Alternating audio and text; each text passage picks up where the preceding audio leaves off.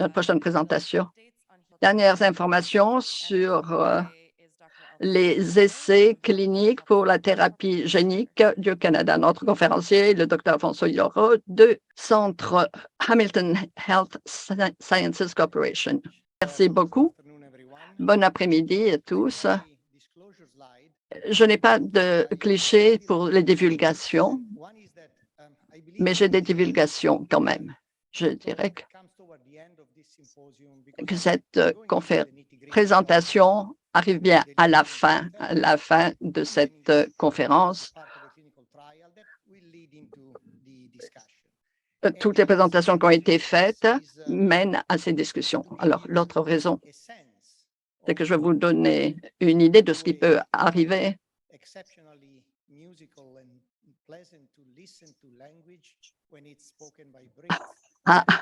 ce qui arrive lorsqu'on entend un grec parler une langue habituellement, une langue fort agréable à écouter. En tout cas, ceci étant dit,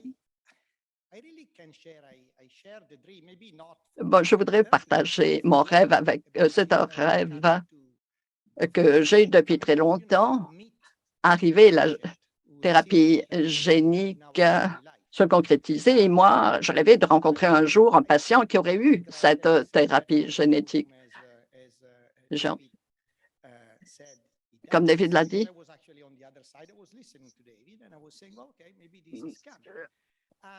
je n'étais pas aussi sceptique que l'autre qui pensait que ça n'arriverait jamais. Mais moi, j'étais là dans la salle à écouter des présentations et à me dire un jour, je verrai ça. Alors, ça m'a pris un certain temps pour suivre l'évolution de cette thérapie.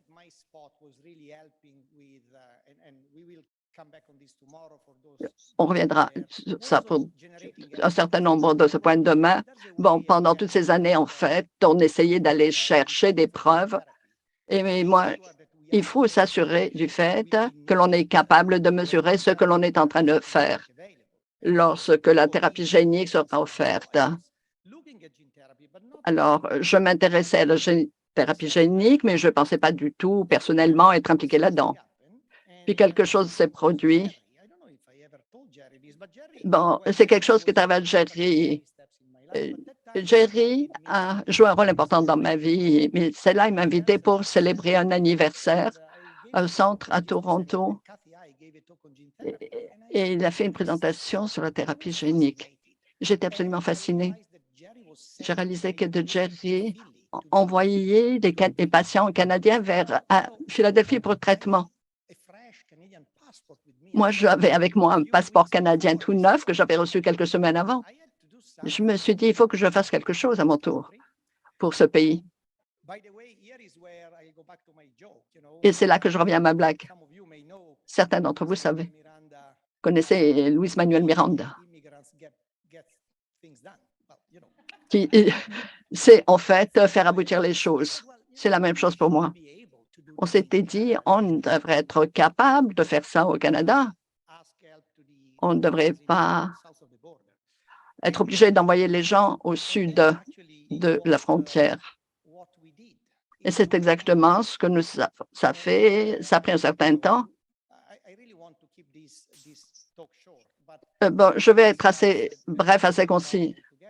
On pourra revenir sur une discussion générale plus tard. Bon, ça a pris quand même à peu près 15 mois pour créer ce centre Hamilton qui nous permettra d'offrir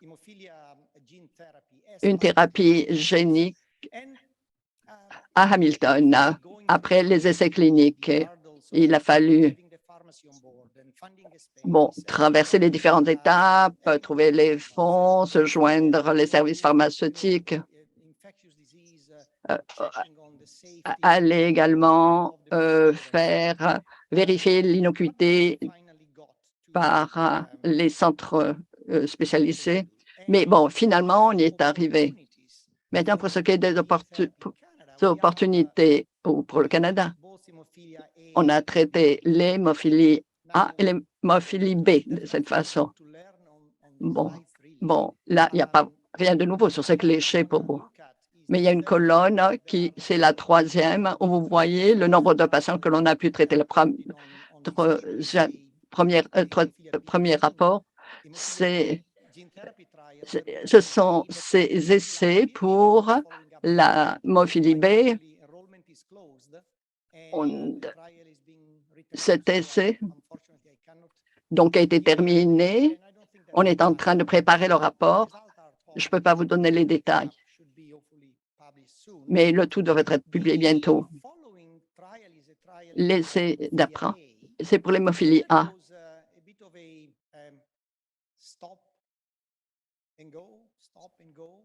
Ça a été, donc, ça avançait à tâtons. Ça a commencé, ça a arrêté. Quelquefois, c'est assez compliqué. Il fallait quand même que le patient passe la nuit. Bon, et quelquefois, ça demandait une infusion. L'infusion, ça peut être rapide, mais quelquefois, il faut que ce soit une infusion pendant toute la nuit.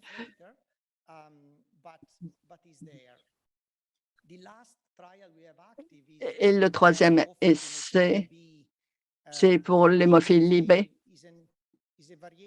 C'est une variation, un amendement du premier essai qui a été fait au début avec une dose plus élevée. Dans un premier temps, on avait commencé avec des doses relativement faibles, avec des résultats positifs persistants, constants, mais on essaye de voir ce qui se passait en même temps. Et la compagnie a décidé d'escalader la dose. Donc, ces 3 essais sont en cours. Il y a un autre centre qui déclare, qui fait des rapports sur les autres possibilités au Canada. À ma connaissance, il y a une autre station au Canada. La semaine dernière, à Montréal, je pense que ça se faisait. Et c'est 90% sur l'hémophilie A dans ce dernier cas. Il y a des études qui arrivent.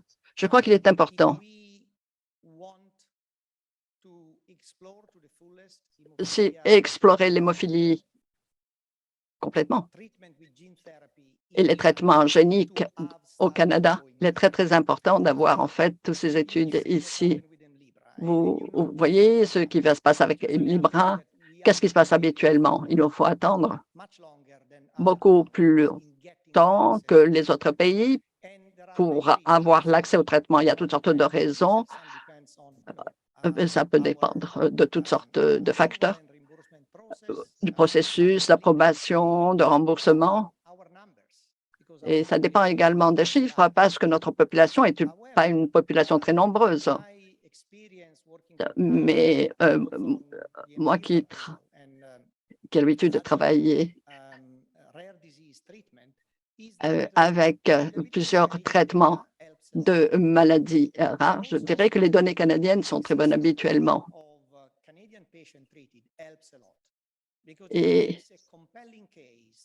Et on a beaucoup de données sur les résultats au Canada et le traitement est disponible au Canada et permet d'obtenir des résultats canadiens. Une des raisons pour laquelle on voudrait donc faire aboutir tous ces essais, c'est pour augmenter les chances d'aboutir sans être obligé d'attendre 70 ans ou 75 ans pour offrir cet accès aux patients. L'autre raison, c'est qu'il y a des gens qui ont peut-être besoin de ces traitements tout de suite. Bon, tout de suite, là, maintenant, effectivement, c'est tout à fait élastique. Mais ça peut demander des années encore avant que tout cela devienne une réalité, que ce soit à la disposition comme traitement standard aux patients qui en ont besoin. Alors, pour ceux pour lesquels le traitement, il faut que ce soit maintenant, eh bien, il devrait y avoir des possibilités. Ces essais permettront d'élargir nos connaissances de ce qui est disponible. Les essais sur lesquels on travaille Donc, le CSL 222-3005 a déjà été approuvé aux États-Unis. Et ça fonctionne, ça donne des résultats. Ça a été prouvé. Je ne vais pas vous présenter les détails pour les patients qui ont des anticorps A. Et il faut plus de preuves de résultats obtenus chez les patients traités avec les anticorps. Et il faut voir également ce que cela pourrait offrir à des patients qui ne peuvent pas être traités avec ces anticorps. Pendant que nous espérons donc aboutir dans ces essais bientôt.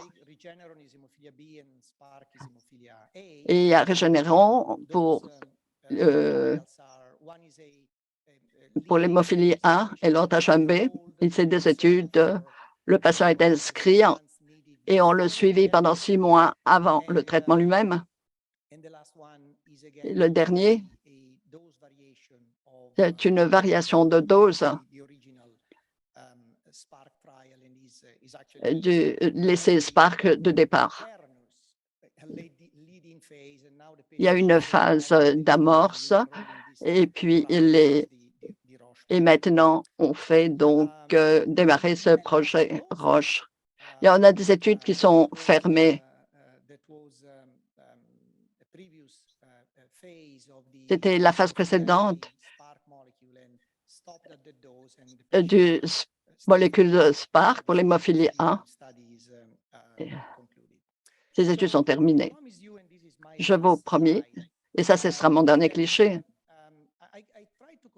j'ai essayé de recueillir mon titre, c'est quelles sont les options pour les patients canadiens qui veulent s'inscrire dans les essais de thérapie génique pour l'hémophilie dans l'Ouest, à Vancouver et Edmonton. On est prêt à offrir un centre. Bon, il y a déjà eu un projet pour l'hémophilie B, mais on n'est pas arrivé encore au stade où on peut traiter les patients encore. Ce sera nécessaire parce que le Canada, c'est un pays très, très vaste. Même si on traitait des patients de Toronto, des patients de London, ça demanderait longtemps pour traiter. Bon, quelqu'un m'a dit, mais moi, j'ai mon traitement dans une salle ordinaire. C'est ce qu'a dit notre témoin tout à l'heure. Mais salle ordinaire, ça veut dire quoi? Moi, lorsque j'arrive dans une salle, habituellement, il y a un médecin par patient. C'est une chose, mais si l'on arrive dans une salle où un patient reçoit une thérapie génique, il y a un patient et 15 médecins ou 15 membres dans l'équipe. Oui, oui, oui.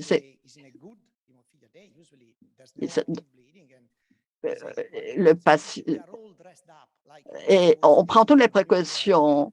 Lorsqu'on traite un patient comme ça, on est tous habillés comme s'il y avait un problème nucléaire, une explosion nucléaire à côté. Pourquoi? Eh bien, pourquoi? On peut se poser la question, qu'est-ce qu'on risque dans ce genre de situation alors qu'on est en train de traiter un patient avec une thérapie génique? Bon, il faudrait idéalement que le patient puisse se déplacer, recevoir son traitement et retourner chez lui. Peut-être qu'un jour, on y arrivera. Je ne sais pas pour un jour servir tout l'ensemble du pays. On peut dire la même chose pour l'Alberta.